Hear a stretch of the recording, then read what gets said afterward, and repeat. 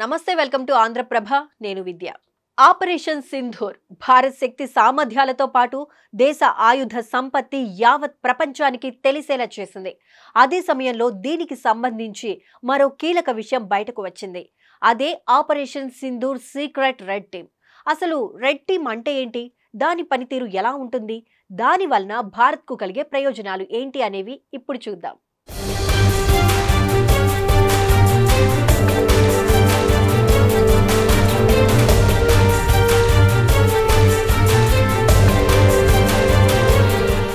Red teaming అంటే శత్రువు లేదా ప్రత్యర్థి మనస్తత్వం, వారి వ్యూహాలు, వారి రియాక్షన్స్ ఎలా ఉంటాయో సెకండ్ టు సెకండ్ వాచ్ చేసే డీప్ అబ్జర్వేషన్. దీనికోసం కొందరు అదే పనిగా నిఘా పెడతారు. ఇటువంటి వారి సాయంతో ప్రత్యర్థికి చెక్ పెట్టడమే రెడ్ టీమింగ్ మెయిన్ టార్గెట్. నార్మల్గా వార్ అంటే కేవలం బ్యాటిల్ గ్రౌండ్లో జరిగేది మాత్రమే కాదు. శత్రువు ఏం చేయబోతున్నాడు, ఎలాంటి చర్యలు తీసుకునే అవకాశం ఉంది, ఎలాంటి దాడులకు పాల్పడే ఛాన్స్ ఉందంటూ అంచనా వేయగలిగే మేధో సంపత్తి ఉండాలి. ప్రత్యర్థి సామాజిక మరియు రాజకీయ ఆర్థికాంశాలను అనలైజ్ చేయడంతో పాటు శత్రువును చావు దెబ్బతీసే విధంగా మాస్టర్ ప్లాన్ చేయాలి. ఈ విధమైన మైండ్ గేమ్నే రెడ్ టీమింగ్ అంటారు. అంటే చెస్ గేమ్లా అనొచ్చు. ప్రత్యర్థి ఎత్తుగడను ముందుగా అంచనా వేయడమే కాకుండా వాళ్ళకి చెక్ పెట్టేలా ప్లాన్ చేయడం అన్నమాట.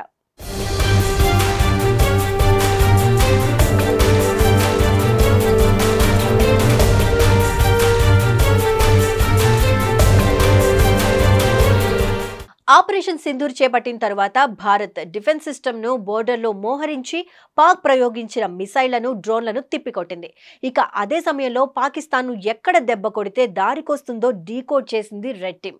అంటే ఒక్క మాటలో చెప్పాలంటే ఓవైపు ఎనిమీ అటాక్స్ను ఎదుర్కొంటూనే మరోవైపు శత్రువు బలాలు, బలహీనతలు తెలుసుకోవడంతో పాటు సమయం చూసి శత్రువుపై అటాక్ చేయడానికి ఈ రెడ్ టీమ్ ప్లాన్స్ రెడీ చేస్తుంది. అంటే ప్రత్యర్థి ఎలాంటి శక్తి సామర్థ్యాలను కలిగి ఉన్నారు, వారి బలహీనతలు ఏంటి, వాళ్ళ దగ్గర ఉన్న ఆయుధాలు ఏంటి, వాళ్ళు ఏ విధంగా అటాక్ చేసే అవకాశం ఉంది, మనం వాటికి ఎలా కౌంటర్ ఇవ్వచ్చు, ఇలా ప్రతి అంశం రెడ్ టీమ్ పరిశీలనలో ఉంటాయి. అపోనెంట్స్ అటాకింగ్ మోడ్ను ఎలా దెబ్బతీస్తే పరిస్థితి అదుపులోకి వస్తుందో రెడ్ టీమ్ ఎప్పటికప్పుడు అంచనాలను అందించగా సైన్యం వ్యూహాలను రెడీ చేస్తుంది.